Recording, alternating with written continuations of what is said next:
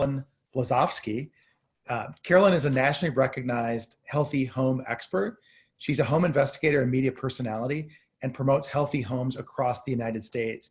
She's been featured on AARP, which unfortunately I'm going to start getting the mailings for in a couple of years. House Smarts TV. I think many of you saw her. I knew her from the Jenny McCarthy show and hundreds of podcasts, radio, and print interviews. She's got 19 years of experience. I think that one of the most interesting things is you were in public health. Is that right, Caroline? Well, I went back actually to the University of Southern California. I'm actually in their program now for an MPH program in public health. Yeah, so Masters of Public Health. I think that it's such a critical topic at this time. Some of you know that my wife is a public health nurse here in Minneapolis.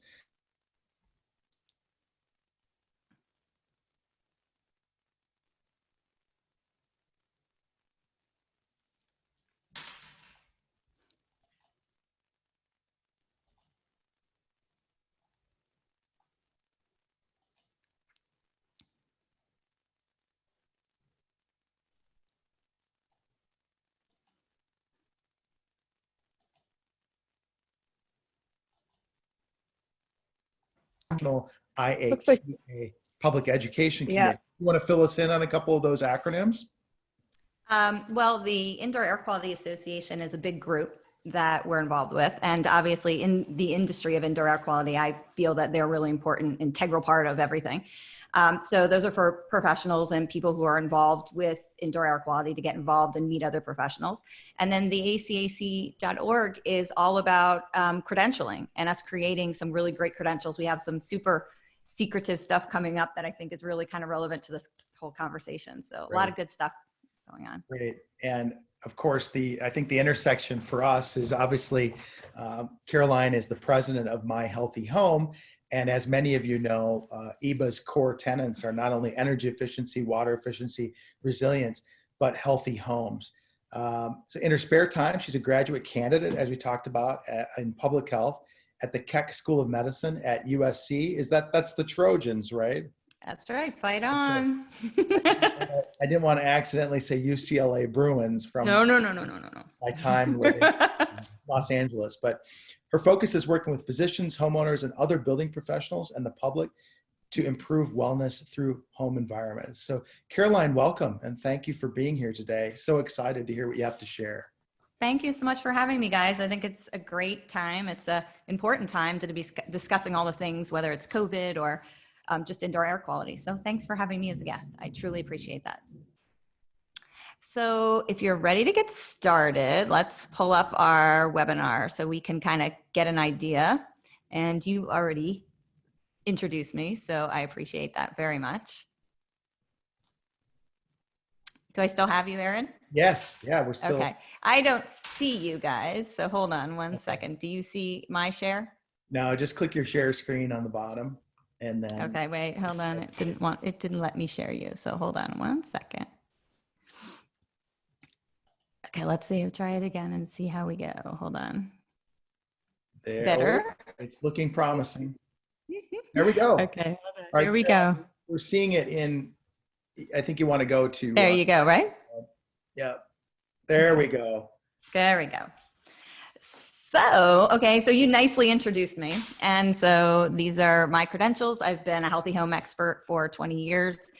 I've investigated over 30,000 homes, which is a lot. So hopefully I can shed some light onto these great times that Caroline, we're going. Caroline, when do you get called in to investigate a home? I mean, is it, I assume everything's gone poorly at that point, right? Yeah, it's a lot of different things. I mean, sometimes just the homeowners are concerned. Sometimes people want to build green. Sometimes physicians call me in. Sometimes it's naturopathic doctors. Sometimes it's building professionals. Sometimes it's remediators. So it really varies. Most of the time it's people who have had health issues and they're looking to improve upon their environment, but it does come in all forms and shapes, and it's kind of exciting. So I think that's what makes it interesting. That's great. And Caroline, you do homes all over the country, even though you live in New Jersey, right? Correct. Okay. And actually, with technologies like Zoom, which is fantastic, I'm doing a home in Australia right now, which is just incredible. I mean, it's amazing to see the different environments and how people build. And so similarly, like I was very surprised when we were discussing the project, and they were using a lot of fiberboard and different things that I didn't expect maybe that they would use there. More engineered product than I suspected. Okay. Yeah, it's really interesting. It's phenomenal, actually. Sure.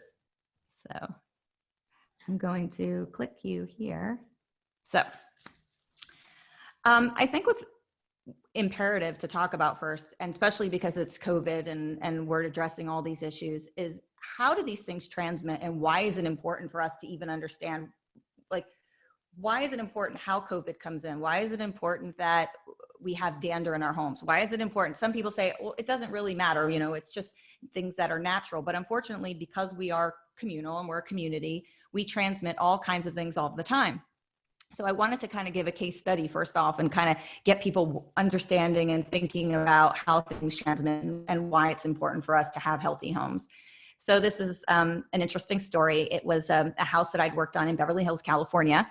As you can see, your typical Beverly Hills beautiful home, and the client was a very interesting character. He was an older gentleman in his 80s. He had never really been sick. I mean, he had been healthy the majority of his life. He was a Hollywood mogul, interesting character, had dated Lucille Ball, like the old Hollywood kind of thought process. And it was very interesting to talk to him. And so he had gone to his physician and done all the typical tests, the blood work, the urine tests, scans, and he was really feeling of poor health. So the doctor recommended that he get in contact with me to see what was going on in his home and if there was something we could do to help him. And so what was interesting, he spoke to me on the phone and he said, he had been sick and he really wanted to feel better. And I asked if I could do some testing. And so we did some basic mold and allergen testing, very similar to the examinaire that Aaron and I were talking about previously, but we did some air sampling in his home. And it came back that he had very high levels of dander counts. So dander, for all of us, Aaron and I shed dander too. We always blame dander on pets. It's something that we kind of say, okay, well, a pet sheds dander. I don't have pets. It doesn't matter to me, or I don't have a cat or a dog.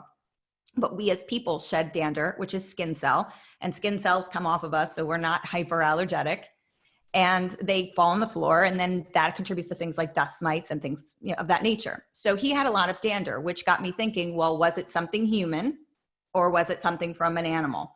And so I asked him to do some more testing, and sure enough, we came up with horse. And we had gotten a call from the laboratory and they said, I have to talk to Caroline right away. This is crazy. And they said that he had more horse protein than they had ever seen in a lab sample. And so this home was beautiful. It was exquisite. You can see, a beautiful home, Beverly Hills, gorgeous. And unfortunately, he had a worker who was coming in, and every day she would come in, she had horses, and she would go in the stalls and she would lay in the stalls and she would be around the animals, and she was bringing it in, and it just kept accumulating and accumulating. And eventually it got to the point that it made him sick. So now I'll kind of bounce it back to you, Aaron, and see what kind of questions you have about that. Well, I lived on a horse farm, so I'm immediately concerned by all of this. But so I think what you're saying is that, the use case that people were bringing, that this dander was brought in from the outside, correct? Correct. The proteins, actually, the horse proteins were coming in. Yeah. And dander too, both, because it was accumulating in both levels, two different things, right? Dander and then protein. What's the difference between a protein and dander? Right. So dander is that skin, like your skin that we shed off kind of.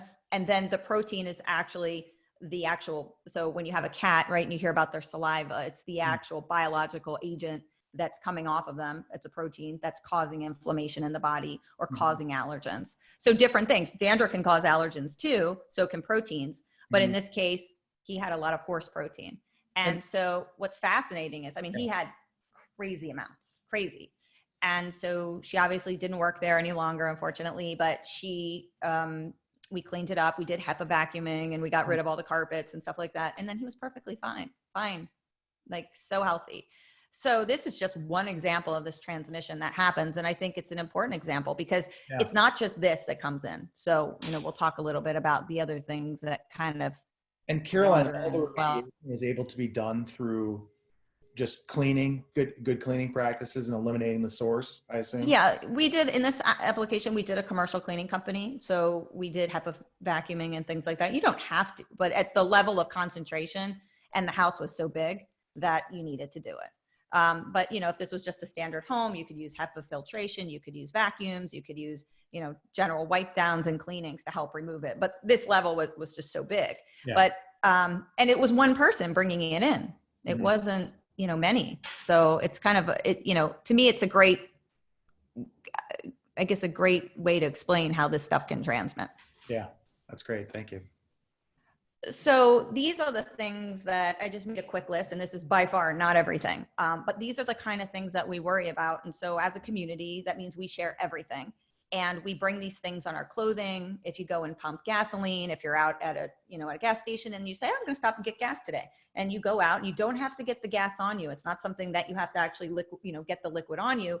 The fume is enough. And so when you get the fumes, you're covered in it. You come home, you sit on the couch, you spread that around. So those are the types of things we're talking about. So dander and pollen can do these things. Proteins can do this. Mold and mycotoxins can transmit. Volatile organics, which is the gasoline that we talked about. Semi-volatiles, formaldehydes, bacteria and virus. And then that brings us obviously to SARS-CoV2. Flame retardants, pesticides, plasticizers, PFOAs, PCBs, particulate pollution.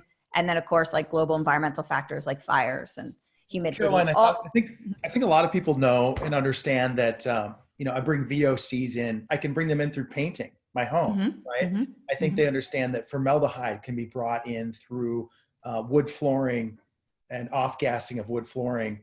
Okay. That flame retardants can be brought in through certain products as well. It could be drapes or, any number of both commercial building products or residential items. Maybe for builders or for homeowners or for designers that are listening, what are the best things to look at in that home to eliminate possible sources of this? And then maybe we can pivot back to the molds and mycotoxins and bacteria virus. Well, I think that's why I got into testing, Aaron, and it was so imperative because every house is different and every house has a story. And not everybody has the same issue. And what I found was people were trying to fix problems by just putting a purifier or dealing with it in a very non-specific way, right? Oh, if we put this air purifier in, it's going to work for everything. And not all air purifiers are designed the same way to accomplish the same problem. So to me, it's always testing first, always making sure that you have a good air sample. You really know what's going on in the environment, whether it's, a volatile organic issue, a mold issue. And I encourage my clients to test one thing a year. So if you're a residential client or even a builder, expense is always a concern. So if you do one thing a year, just like you would for your body to keep your body healthy, you need to do the same thing for your home. And some of these things don't have to be repeated. They're not things that once you do them, you've got to keep repeating them. Mold is one that you do repeat, but most of them don't. So it's interesting to, look at it from that perspective. I think testing is key. You really have to test. You need to know what's in the house. You can't just arbitrarily treat. Caroline, in your toolkit, if you were building a home though, I guess maybe one of my asks is, are there things that you would not do or product certifications that you would look for, like a low VOC or no VOC paints? What's that healthy homes checklist that you would say for a consumer of, don't ever bring in this type of, a high VOC paint, right? Because you're going to cause yourself a failed test later down the road. Yeah. I mean, there's a lot. I mean, I do so much with, product selection. I'm very picky. I'm very picky about the caulks and things that I use. I, recommend to my clients hyperallergenic spackles, making sure that, the wall board that you're using or drywall, not all drywalls are the same. Some have chemicals in them and some don't.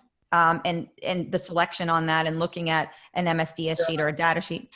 Caroline, I think we saw that a couple of years ago, right? With Chinese drywall introduced in the United States and having this horrible off-gassing problem. We saw that with plywood that was used in the FEMA trailers, right? Off-gas formaldehyde. I think we saw it in wood floors from lumber liquidators that said they were CARB2 compliant, but were not. So I think what you're saying is very careful to check the products that you're building with for their health impacts before bringing them into the environment. Exactly.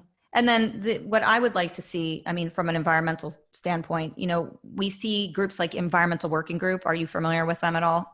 They rank products. Yeah, EWF, fantastic organization for checking human health in products. Exactly. And so EWG looks at different personal care products for people who don't know and ranks them and gives them an A to an F rating and says, okay, this product is really good for the environment. It's good for you. It's healthy.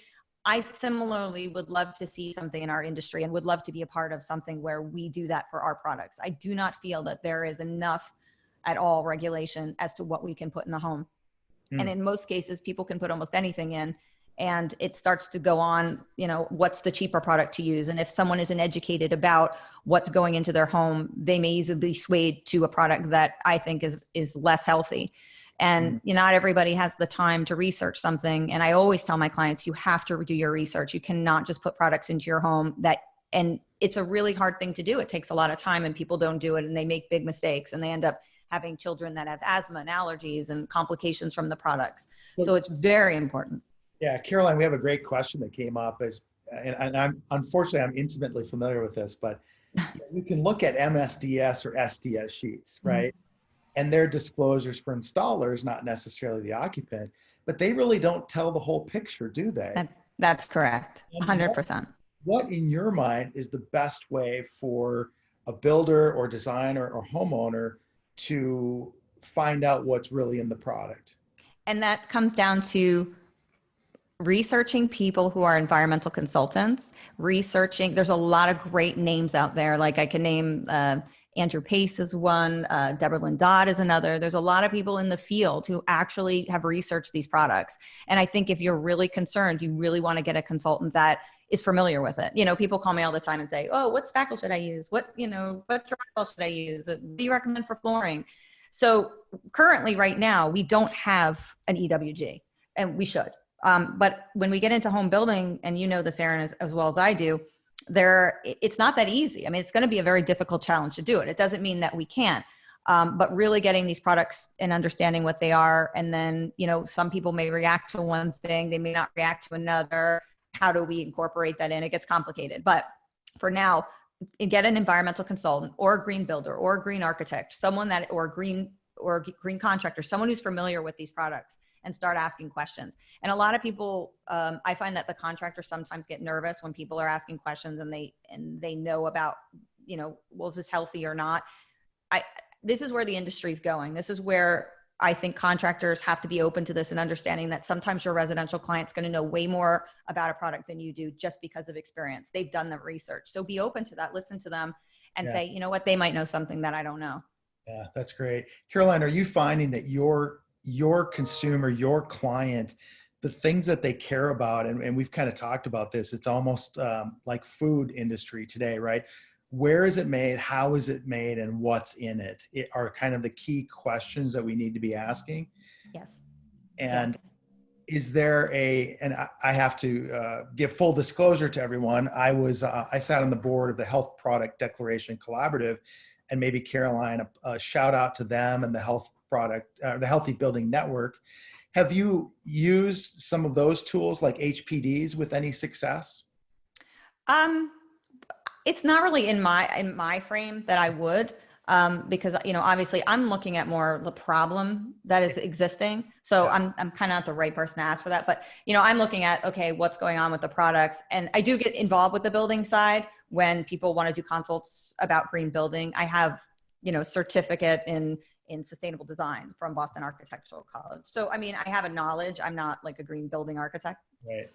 Well, I think that you bring up an important point, which is we can build the healthiest home on earth, but it's so important how the occupant operates it. We see things like even dry cleaning coming into that space. And if you have IAQ sensors in the home, it'll send some of those off. So it's that. Oh, of course. Right? Yep. Right. That great. Happens. So, and so, back to this is just, some of the stuff that we're talking about that can come in, and there's a lot, but also, I think, we're bringing this stuff in. So it's not always just the product that is coming in, because we're a community, we're bringing it in just on our, you go to work and you come in. So you have to recognize that that's how it gets there. But also building is a big issue with the product selection. So We don't want to forget about it. And, one question I think that we just got, Caroline, sorry, is around kind of the flame retardant issue, but on carpeting. Is there a carpet material that you in particular recommend? I really, nylon carpet is something I don't have a problem with. And I want people to understand too, everybody's different. So when I'm looking at somebody that's over the age of 65, for example, the treatment and the recommendations that I make vary based on someone who's maybe 29. So people will say, well, carpet's bad. Carpet isn't good. We want hardwood floor. We want hard surfaces, non-porous. That's true. But when you're dealing with an elderly person who may fall and break a hip and is a fall risk, then I don't want to put things in that are, hard and surfaces where they can actually hurt themselves. So a healthy house is also depending on the occupants involved. Mm-hmm. And that's very important to understand. Not everything is going to work for every person. And that has to, in order to consider health and safety, you have to realize that each individual home and each individual person is very, very different. Just like when you go to a doctor, I look at you the same way. I'm looking at you like, okay, well, what's your issue? What's your contamination? What's different about you? What's your genetic makeup versus somebody else? Not everybody has that. So it's very important to recognize what's going to be good for one person isn't necessarily a concern for somebody else. Sure. Just like allergies, right? Yeah. Some people can tolerate a dog and a cat in the home, but I like to say I love animals, okay? But they are a big component to transmission. So we're talking about transmission. These animals go out, they walk around in the ground, they go around pesticide pollution, they pick up Enterobacter, they pick up E. coli, they bring that in, they roll around, you touch the pet, and boom, you have it. Like my own father had a serious issue with flesh-eating strep A, and we believe that he tracked it in. My father loves to shoot pool, so he's an avid pool shooter, and he was shooting pool, and then he went to the pool hall, walked his shoes in, the cat picked it up, and the cat transmitted it to him. So these things are all transmitting constantly, and we have to recognize it. So if you are going to have pets, there's things that you need to be doing, and that's why people contact me to find out, what types of steps they can take to ensure that they aren't going to bring things around and transmit. Great. So this is an interesting slide, and I spoke to Aaron about this when we had previous conversations. There were some studies that were done that were really interesting to me that sort of propelled me to keep moving in this field and to really understand what's going on and to investigate it more. And I just randomly pulled a couple studies out that I think are just crucial and kind of really interesting. And one of them came out of my alma mater, which is USC. And what they looked at was exposure to particulate. And they found that it increases or definitely increases your chance of dementia, cognitive decline, and Alzheimer's. And what happened was they took mice and they exposed them to high levels of particulate. They had to have the APOE4 gene, which is the genetic predisposition of the gene for the disease.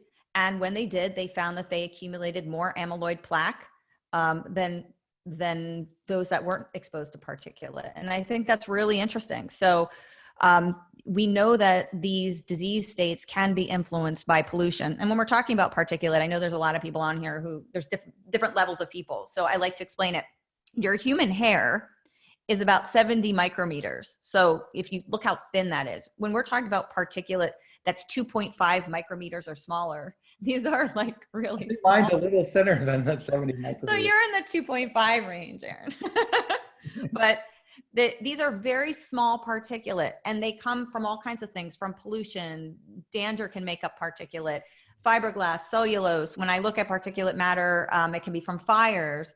All kinds of things make up these little particles, and so they float through the air. And the more that you're exposed to them, or if you live in an urban area where it's very congested, these things can influence your disease states and make your diseases either potentially worse or activate them. And so that's really important, that we need to be dealing with pollution in our homes all the time and figuring out ways to reduce particulate levels. Caroline, one question we had that I think is relevant to this is, do you test the baseline of the outdoor air and then test the house inside? Yes. And I suppose depending on the climate zone that or the area that you live, you're going to have less, you need to filter outside air in, or you have very pure outside air that you want to bring in, right? That's right. And so, and that's where houses too, people are different. And then the house and their climate is huge. I mean, we forget about it a lot in building, in my opinion. I don't think that we take climate into enough consideration. And now we've got global changes happening with climate that are really impacting how we're building. And I know I live in the Northeast.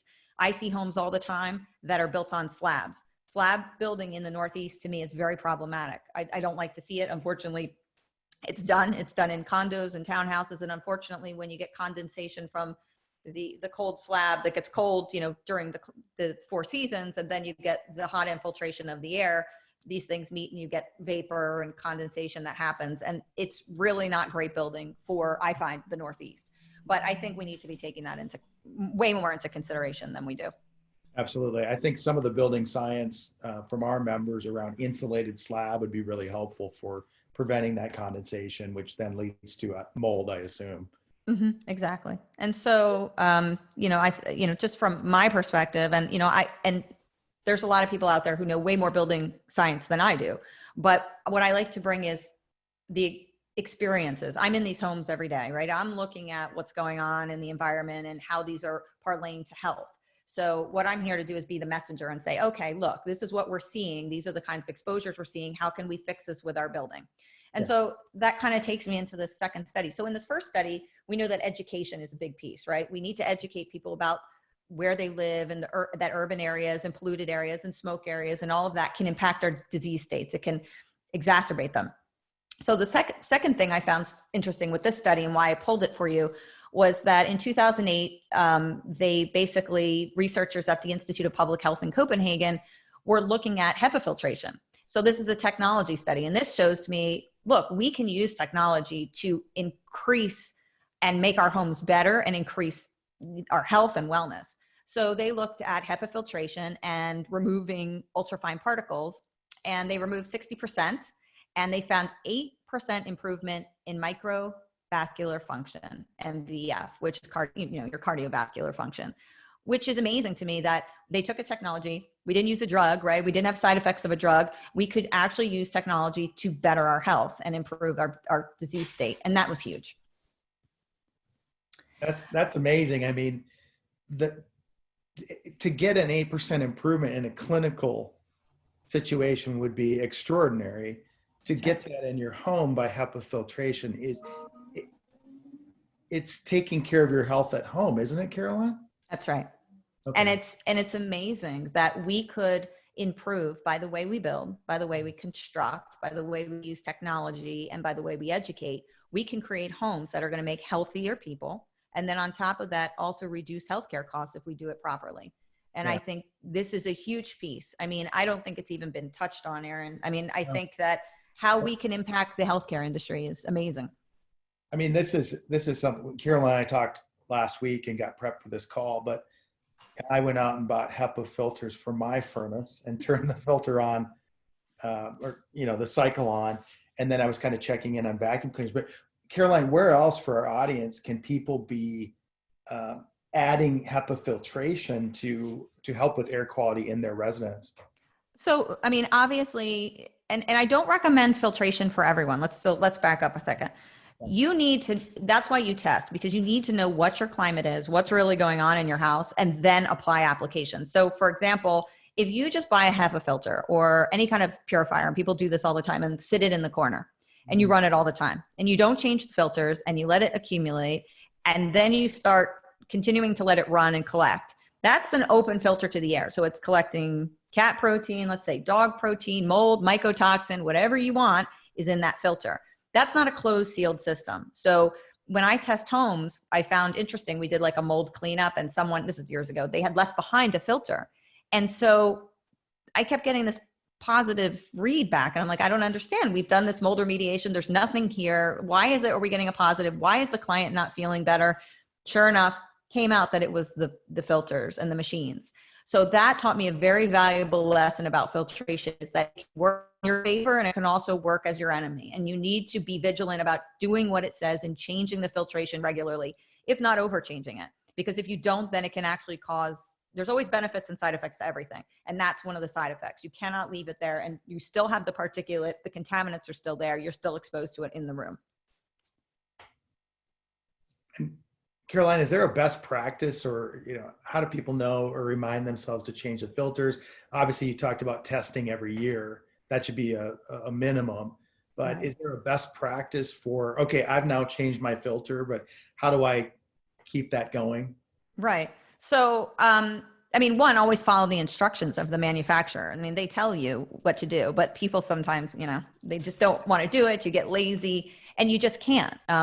You really need to be educated. And I think, that's the second piece about the first piece about this is that you need to educate people how to use the technologies properly and make sure they are using them right. And because when you do use them right, you can see from the study that they can be extremely successful. Right. Caroline, some folks are interested in the access to these studies. Can they go to your website to get access to some? I mean, all of these studies, I mean, they can just, Google any of them. So they'll pretty much come up. So I picked ones that are pretty, easy to access. So, the USC study was 2017. That was done. I mean, that just comes up if you type in cognitive decline and particulate exposure. The 2008 study in Denmark, same thing. But all these studies are pretty easily to find. So, yeah. And then maybe this is a great question. Is the testing something that people can do for themselves, or do we need professionals to do it for us? If we do it ourselves, where do we get the tests? And maybe it's a great lead-in question for you. Yeah, I mean, we can talk about it. It's in another slide, but yeah, you can actually hire a professional. That's what our company is now designed, these great test kits that anybody can do themselves. For mold, allergens, volatile organics, we're in the process of creating another one, which I liked because as an environmental consultant, I couldn't be everywhere. I couldn't be with everybody. So we created the kits out of necessity, but now they're easily utilized for anybody. Great. Yep. And then just real quickly, the third study was out of Canada. It was basically an informational kind of study where they looked at benzene exposure from attached garages. And they basically talked about in a 1948 study of benzene from the American Petroleum Institute, there was only safe concentration of benzene at the level of 0. So I find that interesting because benzene is a very common thing that we find in our air testing. And so in the study, they looked at attached garages without ventilation as a predictor of higher benzene levels in homes. And it was up to 3 times the average. And I found that this was fascinating because now this brings us back to, we can affect all of these things by the way we build. We can help with health. We can help with wellness. We can help reduce costs as far as healthcare if we build better. And so this was an interesting study because the attached garage is a big issue. As we've gone to convenience, a lot of these things we do doesn't necessarily make it healthy. And it's real important to ventilate your garage if you do have one that's attached. Mm-hmm. So hold on, I'm going to go to the next slide. And these are all the different groups, and I'm sure I'm forgetting someone, so excuse me, and I'm sorry if I did forget you. But these are all the different groups that are really affected by this industry, how we all come together. We all work together. I mean, I work with every single one of these groups on my list, whether I'm doing an inspection or I'm calling them for a referral or I'm giving them a job. So if you fit into these categories, I think healthy homes are so crucial to you. And these are the groups that you want to reach out to and sort of say, hey, I'm here, I do duct cleaning, or I'm an environmental consultant, or I'm a remediator, or I'm a home inspector. How can I help in this environment? So, and product manufacturers are in this group. I kind of listed this as the diagnosticians. You're looking at, a lot of these groups are looking at the problems. They're assessing the problems. They're going in and finding out what's wrong, but then they're also the solution. So product manufacturers are really important because they're doing a lot with sensing systems, and those are things that can help us to determine, what's actually happening in the environment. And then obviously they also have the solutions as far as product technology. Great. So, and I want people to know, I picked, these are all actual, any photo that I used here is all real life stories and real life experiences from our company. So I don't want anyone to think that we just pick something off the internet. So I wanted to actually really show that these are actual things that are happening. So you can see in the left, bad insulation job, like not properly done. I mean, way sloppy and getting into the ductwork. And so when we were testing the homeowner space, they had high levels of cellulose blowing everywhere and had sensitivity to it in their skin. So that's what it looked like in the attic, just to give you an example. Caroline, Caroline, do you ever see are you doing blower door testing sometimes to look at the escape areas in the home, or how well sealed it is or not? No, we don't. I don't. I know people that do them. I don't think there's enough by far. And I know they use the gas as well, the technology to use the gas That's to right. see how much it escapes. We don't do it, but it's needed. That's another technology that's completely needed. And Obviously, we have a lot of our builders' homes are ResNet certified. They're going to be lower door tested. They're going to receive a HERS Rater score. Part of that is going to be how airtight that home is. But I think what you're saying here is that will help in the overall health of the home. Is that right? It can. I mean, the problem is that, and I have to be completely honest, I see so many homes, nobody's doing this. Like nobody, you go to a homeowner and they're like, what, a blower door test? Like nobody's doing this. And I know there's a lot of technologies out there that are applicable, but that doesn't mean that residential homeowners are doing them. And I think that I can say, seeing 30,000 homes, that's a lot of homes. I have a pretty good understanding over 20 years as to what's really going on in residential market. And people are looking, they want to be healthy. They don't want to focus on their home that much because they have other things they want to do. And I think this whole COVID situation has pushed the home back into the forefront, right? Because now we're home and we're stuck there. So everybody's looking around going, oh my gosh, I got to paint. I have all the things that we've been too busy to do. We're forced to do now. And we do not in this country take care of our homes the way we should. They are investments. They're the biggest investment you're ever going to make. And people do not take care of them. And if you're going to invest in them, there's things that have to be done. The maintenance is huge. If you do not maintain your home, you are going to have problems, whether it's water infiltration or, rot or building or dust mites or clutter or dander or, goes on. So you need to be maintaining. It's very important. So Caroline, you show an air handling unit there in someone's home.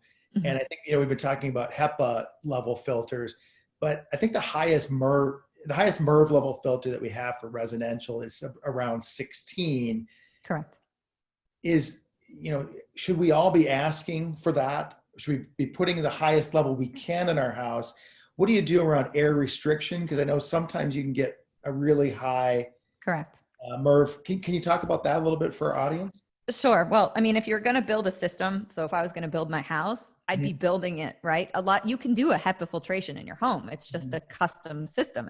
You can do everything, right? But it costs money. It's a dollars and cents thing. So, and what Aaron's talking about is people often go and put a higher level filter in, and then you're going to create pressure in the system and you're going to slow down your CFM, and then you're going to have problems with your system not operating properly. I really am okay with people using, believe it or not, like a standard 1-inch filter, allergen medium. That's okay. But you want to change it frequently and make sure that you're not allowing, I go in and I pull filters and see people's houses. My father was a culprit. I caught him. I said, when was the last time you changed your filter? He said, 6 months. I'm like, what are you doing? I said, do you know who I am? What I do for a living? I said, I had to send him filters during Corona. I was like sending. So you got to change these regularly, and your amount of occupants in the home vary. You don't want to change a filter according just to a time period. You want to change it to how often you need it. So you need to take the thing out and start observing how dirty it is. And then once you start getting a handle on, okay, ours has to be changed every month, then you've got to change it every month. If you've got more people, if you have more occupants, particulate, animals, people coming in and out of the house, that all changes your contamination level. So you can't just say it's one or the other. Does that make sense? You've got to be working with your system, but then also changing it frequently for filtration. If I went on topic, let me know. That was a good soapbox to get up on. But people just don't. And it's not just about changing the filter. It's more about understanding how your home works. And obviously if you can go to a higher MERV rating, that's great. That's why what I do is with a lot of the dehumidification that we do, we have a MERV 13 filter on our dehues. So I put that, obviously that's in the basement and that's covering about 2,000 square feet, let's just say in a standard home. So I'm using that filtration. And what I like is the filters are, $52 for someone to change it for 4 filters, which is economical. They're going to change it frequently. I say, look, when it gets dirty, a husband, a wife can go down. I said, just look at the filter. When it starts to get dirty, I show them and then they'll change that. So that helps remove it. Anything that you can put in the house to help remove dust, particulate, dander, all of that stuff is great. So I use it on the dehumidification system. We're using it on the furnace. We're using it on the vacuum, as you and I talked about. Yeah. And so the more you can incorporate those things into the home, the cleaner it gets. Great. Okay. Do you want to talk about your neighbor there on that picture on our right? Okay. So, and this is another case study from what we did. This was down in Forked River, New Jersey. I had a client who had come to me and they had cancer. And they had said, look, they had lymphoma. And they had said, look, I really think that this was due to some sort of glyphosate exposure. And I said, okay, well, we don't currently in the country test for glyphosate in homes. It wasn't something that we typically did. And I said, but we do test for it in water. So we obviously did a water test on their premise and the water sample came back okay. And he said, look, I really, and this is where your clients, when I talk about listening as a contractor to your client, you need to, because they can push you also in great directions that you never would have anticipated. And this was one, and I get emotional thinking about it because he pushed me, So he said, look, I really think this glyphosate is here. And I said, I said, honestly, I don't do it. And he's like, well, is there any way to do it? And then I started thinking about, when I get teeth kind of sunk into something, I don't let go. So I contacted a lab in California and we worked together with the head of the lab, and we developed a test to be able to test it. And what we decided to do was to pull a filter. And so these are actual pictures. This is the neighbor who was spraying, okay, continuously. I mean, all the time. And my client had used glyphosate product like 2 years prior, but they hadn't used it since, didn't have it in the home, wasn't an exposure we expected. And so this is where we took the filter from. And then we sent that out to California, and we did one of the first that I'm aware of in the country, a test for glyphosate. And sure enough, it did come back in the filter. I think it was 110 parts per billion, I think at that point. I can't remember what it was off the top of my head, but it came back. And we also had AMPHA, which is the metabolite that breaks down from glyphosate, breaks down into a metabolite. That was also there. And so it told me the exposure was long-term, but my client wasn't using it. So what we deducted was that, it was coming in from outside and that the exposure was there. And that information was left to him to present to his legal team and things that he wanted to do. But very interesting story and fascinating. And he pushed me. I mean, I would have not done it and developed that technology and that service. And I think moving forward in the future, that's a huge one. But things get trapped in these filters and these filtration systems. And that's why it's really important to change it and change the filter frequently, and also be aware that these forced hot air systems are pathways for these contaminants to travel. They're great because they provide us heating and air conditioning, but they're also, I like a baseboard heat system just preferably because that's what I like as far as contamination and travel. There's pluses and minuses to all systems, but when we deal with ductwork, we have to realize there can be contaminants that get in there.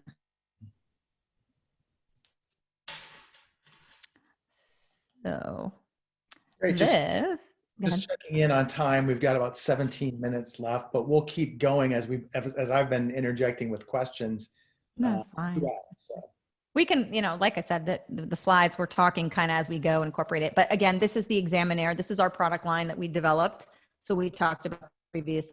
And this is how people can test their homes themselves. Examiner.com. This does mold, allergens, particulate. It gives you a really good assessment. We use it with physicians. We actually have a physician panel, and then we also have a residential homeowner panel. So we use this with doctors across the country. It's great. I mean, you can order it. You get it within 2 days. You do your samples. It takes 25 minutes and you're on your way. Send it back to our lab. And then within 2 days, you have the results. So it's incredible where we've come with technology. Anybody can do this test. It's simple, and it gives you so much information. Like, it's incredible. Great.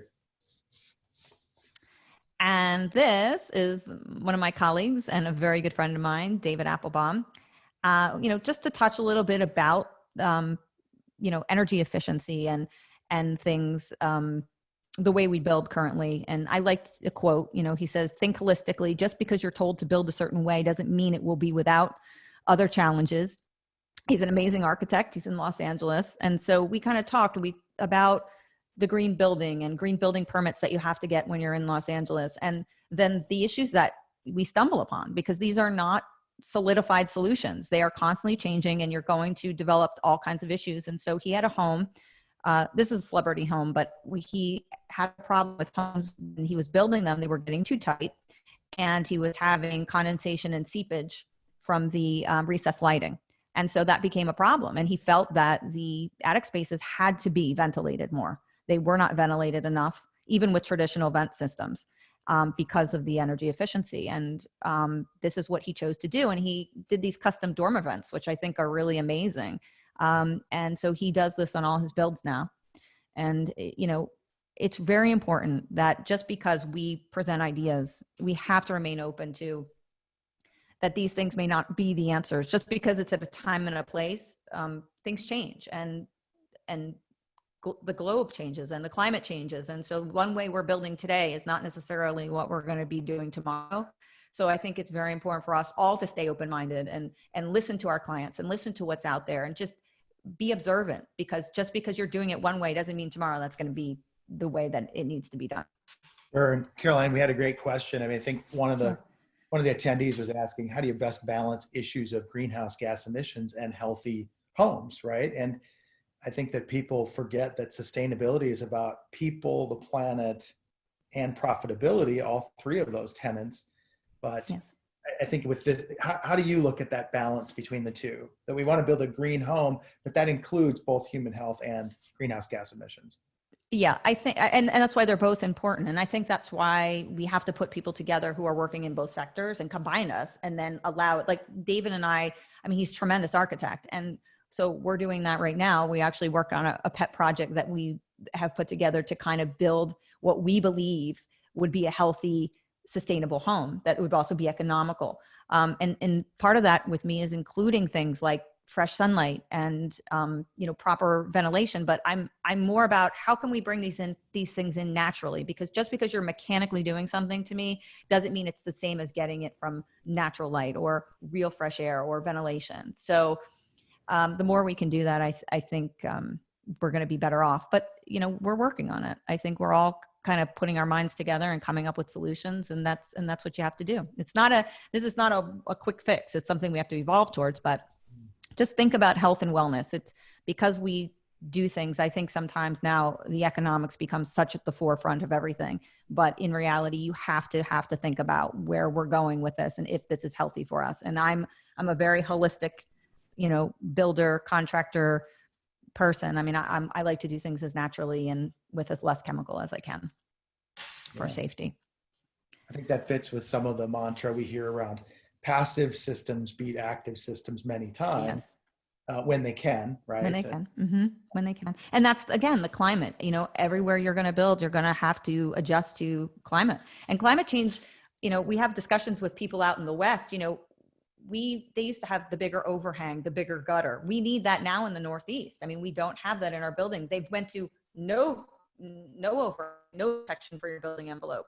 And so that's become a real problem, especially with these storms and the dramatic winds and all the things. You've got to protect that building envelope at all costs. And so I like a lot of the building that they do out in Washington State and Oregon, just because of the weather, but now we need it here too in the Northeast. Mm-hmm. Interesting.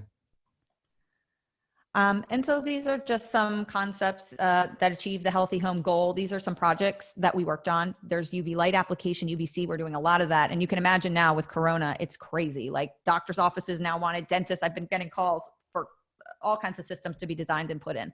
So we're going to be using UVC technology, obviously. Mm-hmm. Can you talk about what you've used around a UVC system incorporated into HVAC system a little bit?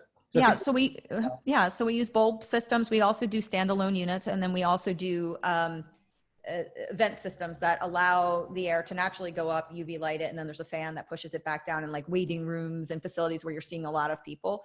In residentials, we do a lot of the duct application. The longer your UV light bulb and the crossover, it gives you a bigger kill rate. The longer the bulbs, the more concentration. So we go for pretty high kill rate when we're doing homes where people are concerned about virus and bacteria transmission. But the thing too is I'm very particular about UV light application and using it in places where you're not going to break down plastics, components. I don't like all the UV light application I use is all stainless steel. I do not put in anything that has a plastic component on it. And the reason is because that can be degrade and break down, and then you get that into your airstream. It can also degrade furnace applications too. So you've got to be really, careful about where you put it.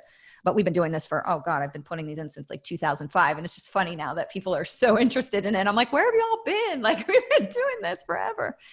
But so that's the UV light application. We're doing a lot with dehumidification. energy recovery ventilators, ventilation. And these are just some basements. And, you can see the basement on the left. This is one of our jobs from All American Restoration. They do fantastic remediation work. And so these basements are clean, bone dried, just want for clients to have healthy home environments. And you can see the jobs are really just well done. And some of the HVAC companies we work with are just amazing. And so we need you. We need HVAC. We need you building contractors. We need all of you to be familiar with these products, because there's people out there like me who are investigating these homes, seeing problems. And I'm like, boom, boom, boom. I need you to go in and fix the issue. So we're a community. We have to work together because we all need each other. I don't do this alone. These are all, jobs that we work on together. Yeah. Caroline, do you have a IAQ monitoring device that has worked well for your clients? A lot of the sensors out there, and I don't want to upset anyone, but a lot of the sensors out there, and you talked briefly about it, they will go off unnecessarily. And then people call you in this panic and they're like, oh my God, and it's nothing. It's just normal. So the sensors, I think, need a little work, but everybody needs a hygrometer or measure an RH with temperature. So all of my clients have one on each level of the flooring. So if you have a basement, first floor, second floor, they all have RH monitors constantly. And, I don't expect them to spend a lot of money. You go out, you spend, $15, $20 to get a monitor, and everybody has them. If you do business with me, you're a client of mine, you're going to have a monitor so I can tell what's going on with your humidity. That's huge. Yep. And then, of course, obviously carbon monoxide and things like that too. But even with carbon monoxide, the levels are set very high in a lot of these monitors, to the point that, it's going to tell you to get out when you have a major emergency. But there's been so many times where we have slow carbon monoxide leaks or gas leaks, and they're tiny, and the people are very sick, and they didn't even know they had it because the monitor, it wouldn't go off. It wasn't high enough to trip it. So you have to remember that a lot of those are set for, leave the home immediately, and you can have a minor gas leak. So if I can tell anybody anything, please always check your natural gas. If you have natural gas exposure, once a year, you need to call the gas company and have them come out and check for leaks. It's easy it happens all the time, and it can make people very sick. So you need to have them come out regularly and check for natural gas leaks once a year. If, you can get away with maybe every 2 years, but you need to do that regularly. And that's part of just being safe. And then let's just talk about COVID really quick.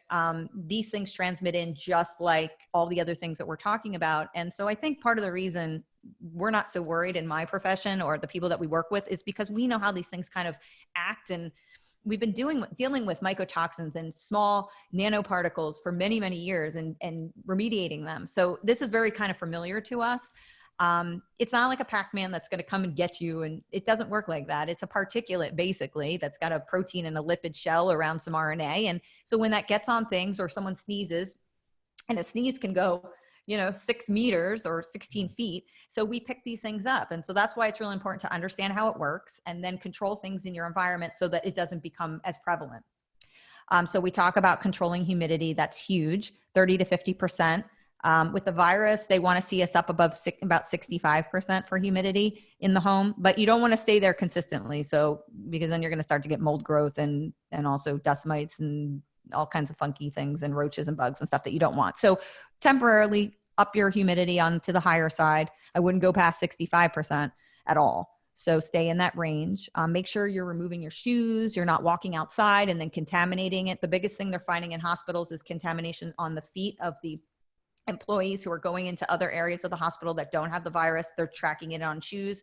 So always outside shoes. Make sure that you're not bringing anything that you wear outside inside. And that's good for everything, Erin, like any kind of bacteria, particulate, gasoline, stuff like that. Keep your toilet lid shut. Make sure that you're keeping everything down, and that you're not, unfortunately, when you flush a bowl, it launches all kinds of bacteria and stuff up into the air. That's why you don't want to store your toothbrush next to your toilet. Don't do that. Keep the lid shut. Make sure that, especially when you're flushing, you don't want anything going up. And we know with COVID that there is a transmission happening with fecal matter. So you do not want to be exposed to that. So obviously in your home, keep it shut. Use hydrogen peroxide and surfactant on surfaces. The surfactant allows the hydrogen peroxide to enter the cell. So it basically breaks the surface tension. So you need to use a little bit of soap, like 5 drops of soap and a bottle of hydrogen peroxide, shake that up, and then use that on all your surfaces, whether it's your toilets, your sinks, anything non-porous that isn't going to lose color.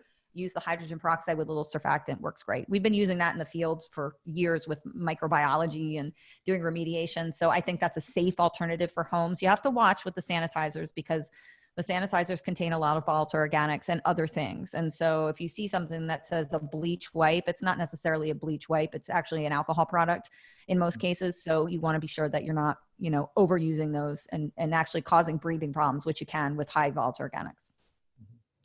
And then the UVC technology. Why don't you tell them, Aaron, about the phone soap and using the UV technology on your gadgets and gizmos? Yeah, well, I have it on order after talking to Caroline, but you can see in the top left, there's a new product called Phone Soap. I believe they were on television as a new startup, and it uses UVC light to sanitize your cell phone and iPad if you get the larger version, or even face mask. And again, I talked about, my wife is a registered nurse and is out in the community right now helping. And, we're doing a lot of these things that Caroline recommended. Removing clothes before entering, immediately going in the shower. But I think one of the things you worry about is you're working on your iPad or your phone when dealing with patients in the community. What do you do to defeat that? And this UVC technology in a box is really incredible. So I have one on order, and thank you for that. Yeah, they're fantastic. We have quite a few, and they have a big one too. They have a little one, which is the one up in the left-hand corner that just phone, credit cards, keys, all of that stuff can go in there. And then the other one is a bigger one where you can do laptops and computers and, all kinds of the remote control for your TVs. Make sure you're doing that. It's important. And then water temps, making sure that your water temp is over 140 degrees in a crisis like this is huge. We know that the hotter the temperature, the more destructive it is to the virus. And a lot of the energy efficiency that we see on washing machines, and then also the plastic components. We used to have metal on metal tubs that were in washing machines, and not to get into it, but now we've gone to plastic. So if water temperature isn't getting high enough, you can get a lot of bacteria, mold, residue that builds up on the interior where you're washing your clothes. It's not necessarily where you see it. It's the internal bin, not the bin that your basket that you put everything in. Mm-hmm. So we get all kinds of stuff that's building in there now, unfortunately, because of it. There's a couple companies I like that still make the stainless steel washing machines for clothing. So that's important. Make sure your temp's up at 140. If it's not getting hot enough, use a meat thermometer under the, once you fill the tank, test it to see if it's over 140. And if not, then go to the water heater and turn it up there. Go ahead. Just to point out, I know many of our utility partners have mm-hmm. a card that's available that you can fill up a hot glass of water in your kitchen and test your water temp there. And those are available cool. at no charge through your local utility. So a little promotion there for reaching out to them. Oh my God, that's fantastic. See, I didn't even know that. We need to post a link. We need that. Definitely. All my clients, I'm like, you got to turn your water heaters up. So open windows, ventilate as much as possible, obviously increase your light exposure and get fresh air. We know that this is huge for viruses. Just in bacteria, it reduces the concentration of bacteria by 50%. So that's where we come back to this thing where replacing fresh lighting in building, it's got to be there because we need it for health purposes. So it just cuts your exposure to bacteria tremendously, Aaron. Mm-hmm. Make sure you're washing your hands after handling your packages, sing the alphabet to ensure proper time and, use the soap and water. So make sure you're doing the alphabet. That's what I use to make sure I wash my hands long enough. And then Aaron said it, remove your clothes before entering the home. After your outside exposure, and shower immediately. Once you get in, use soap and water. Soap is a great surfactant. It breaks up this virus and allows everything to penetrate. So use, immediately when you come home, if you're out at the grocery store, you're around people who are contaminated, take a shower, make sure you wash your hair, women, because, we've got long hair, gets in like any particulate. You want to always shampoo and wash your hair frequently. And then men with the facial hair, that's a big one where it gets trapped. All in contaminants. It's not just this, but as we talked about before, you see all these lovely things that we come in contact with that we are exposed to. And then these are the wonderful technologies that we're utilizing. I just picked some of the ones that I really liked. And so we use a lot of the Panasonic, the Whisper, their ERV. We love that. The Ultra Air products, the touchless faucets. Aerologic is huge. This is the systems that we use for UV light, which is the all stainless steel.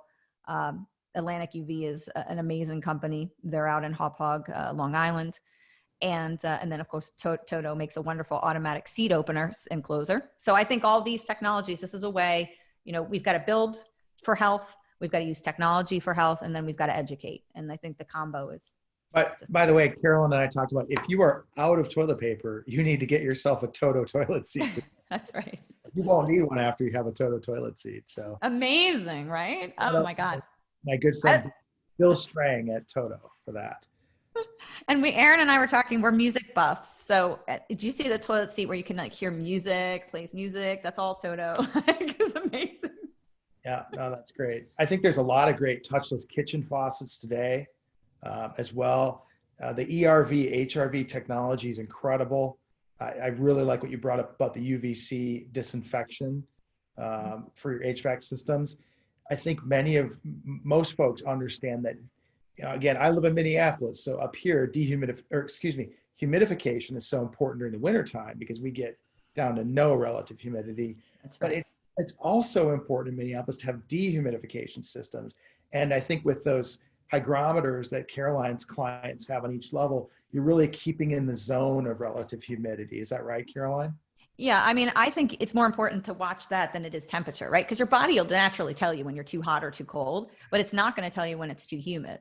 And so unless it gets extremely humid, and then you're, at that point you're at danger zone, like mold and mycotoxin and everything. So that's why it's almost more important to me to watch the RH, because that's your comfort too. I mean, that's what really makes you feel uncomfortable. You can be at 75 and have low relative humidity and you feel completely comfortable. That's right. But when you get the high humidity, it's worse. So yeah. So these are the technologies. So, I think the biggest takeaway for everybody too is, look, we've got to improve wellness and health. We do it with building, and then we do it with technology, and then we do it with education.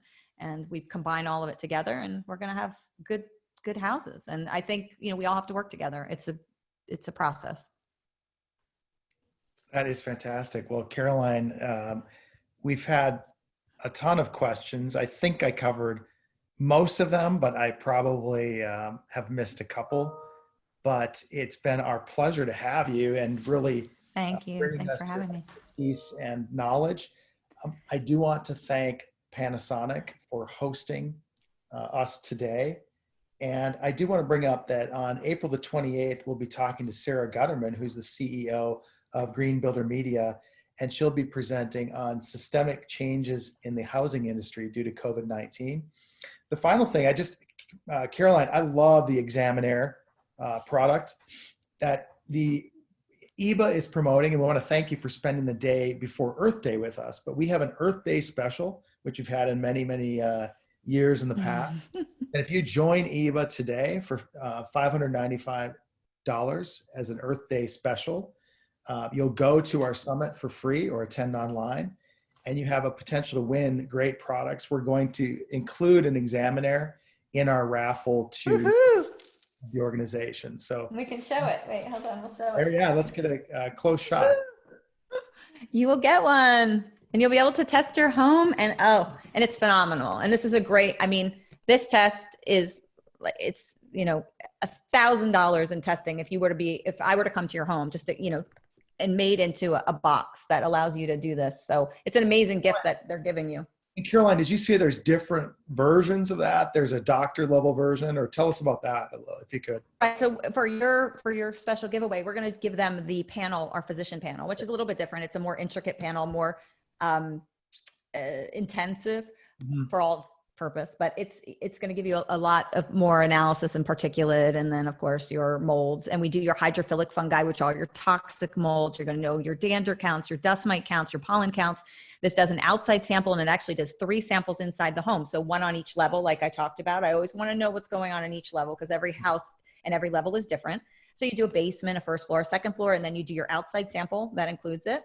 And then within 2 days, you'll have all the results, and I'll throw in a consultation just because I like you guys.